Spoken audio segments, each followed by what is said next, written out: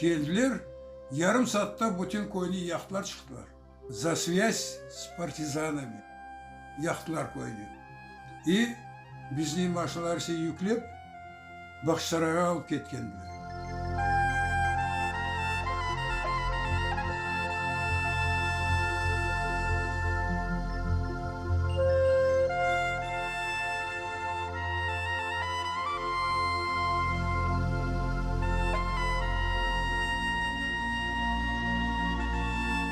Местные хохлар озера отерли.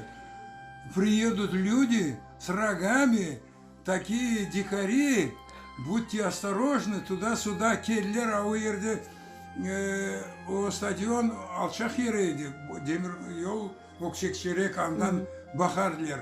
Нас baktık diyor, никаких рогов, ничего.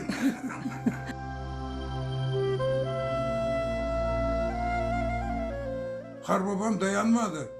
O sırası geçindi. O koçu meselesi. Anam, babam,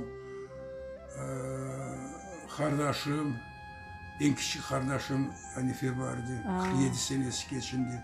İki akam vardı. Onlar geçindiler. Bilal, Hamdi.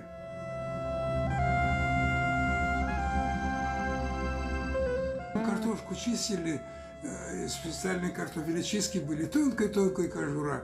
Мы эту кожуру собирали и на плите обжаривали и кушали.